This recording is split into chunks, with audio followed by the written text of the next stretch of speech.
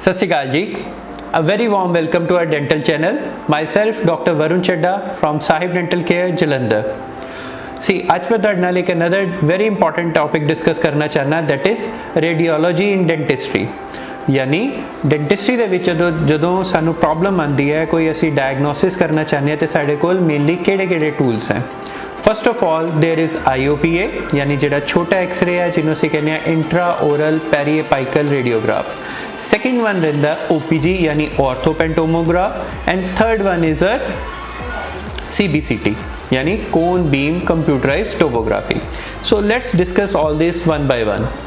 सी जितों तक IOPA की गल है यानी इंट्रा ओरल पेरीएपिकल रेडियोग्राफ की गल है, डे टू डे प्रैक्टिस के मैक्सिमम जो किसी भी अच्छे क्लिनिक के उत्ते यूज़ किया जाता that is IOPAs only.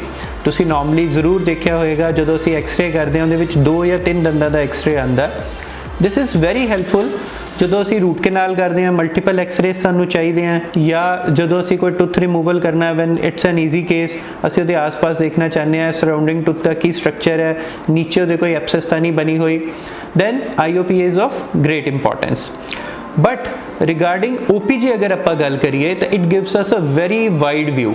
OPG का मतलब की है ऑर्थोपेंटोमोग्राफ अगर असी इनू टैक्नीकली गल करिए, बट अगर असी इनू लेमैन लैंग्वेज दे विच समझना होवे तो ऑर्थोपेंटोमोग्राफ दे विच की चीज़ां कवर हुंदियां, साडा जा बोन कवर हुंदी है, साडा जा जॉइंट कवर हुंदा है, सानू ब्रॉड व्यू मिलता पूरा ऊपर वाले और नीचे वाले जबाड़े का, साइनसिस का पता लगता, जिहड़ी इंफीरियर एल्वियोलर नर्व है वो कित्थे पई है उहदा पता लगता। सो अगर वन बाय वन डिस्कशन करिए, मैनी अ टाइम साढ़े कोल पेशेंट्स आते हैं which are symptomatic and many a times patients आते हैं जिन्होंने विच एब्सोल्यूटली कोई सिम्पटम्स नहीं होंगे, but when we take OPGs जो असी कंपलैक्स केसेज हैं, कितने एक्सट्रैक्शन कर रहे हैं, इम्प्लांट्स प्लान कर रहे हैं, nowadays I am sorry to say but this is very common कि नीचे सिस्ट पे है, अगर कोई रसौली पई है, कोई ट्यूमर बन रहा है, कोई कैंसर बन रहा है, वो IOPS के विच कवर नहीं होंदा। So whenever we want to go for any sort of surgical extraction, be it minor surgical extraction और a major surgical extraction, like असी विजडम टूथ रिमूव करना, कोई टुटिया हुआ दंद रिमूव कर रहे हैं या इम्प्लांट प्लेसमेंट कर रहे हैं, then OPG is of great importance. Because अगर नीचे कोई साइनस अपने ट्यूमर पे है, कोई भी उत्थे सिस्ट पे है, तो वो सानू क्लीयर इंडिकेशन जी है वो सानू OPG तो ही मिलती है। सैकेंडली आ जाता है विजडम टूथ। देखो हर बंदे के मूँह के मोटे तौर पर 4 अकलदाड़ा होंदियां चारों पासे, upper right upper left, lower right lower left. हुण समटाइम्स की है कि जिंदा जिंदा एवोल्यूशन होंदी जा रही है, जॉ साइज छोटा होंदा जा रहा है, many a times we face patients जिन्हां दे अकलदाड़ हड्डी दे विच फसी होंदी है। हुण उस चीज़ नूं अगर असीं उहदी नर्व के नाल की रिलेशन है, वो किन्ना क टेढ़ा पिया है, sometimes despite of our best efforts असीं एक्सरे पिछे लैके जाते हैं, पेशेंट नूं गैगिंग होनी शुरू हो जाती है, पेन होनी शुरू हो जाती है, तो पूरा कवर नहीं कर पाता। हुण उस विजडम टूथ का नर्व के नाल की रिलेशन है, सो अगर असीं उहनूं निकाल रहे हैं साडी नर्व हार्म तो नहीं होएगी। सैकेंडली वो साडा jaw angle of the jaw के नाल की रिलेशन है, अगर असीं निकाल रहे हैं जॉ फ्रैक्चर के चांसिस तो नहीं होंगे। ये सारिया चीज़ों नूं कन्फर्म करने लई it is very important to have an OPG before we want to shift to extraction part of it.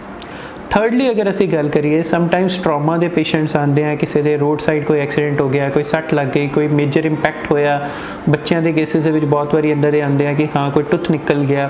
Sometimes अगर असी सिर्फ IOPA के उत्ते बेस के उत्ते लैके चलते हैं, छोटे एक्सरे के बेस से लैके चलते हैं, तो हिडन अगर कोई उत्ते फ्रैक्चर लाइन है वो अपनी विच रह जाती है and in future that might create problems for us. So उस चीज़ तो भी बचने लई OPG is of great help, क्योंकि ये जिदा मैं तुहानूं पहलां दस्सिया अपना पूरे उपर वाले नीचे वाले जॉ सारा कवर हुंदा। उहदे नाल की अगर किसी जगह के उत्ते कोई फ्रैक्चर आ रहा है तो कितना एक्सटेंड कर रहा, किस तरह का उन्होंने अगे ट्रीटमेंट चाहिए, वो सारिया चीज़ां अपनी OPG दे विच अपने कवर अप हो जाती है। हुण मैनी अ टाइम्स पेशेंट साडे कोल आ रहे हैं आजकल कि जॉ लॉक हो गया, जॉ लॉक हो जाता, उहदे विच की प्रॉब्लम आती है कि जो मूँह खोलते हैं बंद करते हैं टिक टिक की आवाज़ आती है, या जॉ की जी हड्डी है उपर वाली TMJ जॉइंट की जी हड्डी है वो समटाइम्स फ्लैटन हो जाते हैं, कंडाइल्स फ्लैटन हो जाते हैं। अगर असी उन्होंने व्यू करना चाहते हैं, TMJ का व्यू करना चाहते हैं, TMJ मीनस टेंपोरो मैंडिबुलर जॉइंट। सी जो साडा मूँह खुलदा, जिदा साडे किसी भी गुट का जॉइंट है, नी का जॉइंट है, इस तरह ही जो जॉस का जॉइंट है that is called as TMJ। उसकी पोजीशन नॉर्मल है कि उत्थे कंडाइल्स घस तो नहीं गए, उत्थे कोई पैथोलॉजी तो नहीं पई, वो चीज़ भी अगेन सैट IOPA कवर नहीं कर सकता। उन्होंने डायग्नोस करने लई साडे लई most important tool is OPG। Many a times patients आते हैं जिन्होंने कुछ प्रॉब्लम्स इधर हैं, कुछ प्रॉब्लम्स नीचे हैं, कुछ साइड के उत्ते हैं, वो कह रहे हैं कि सानू ओवरऑल एक व्यू चाहिए।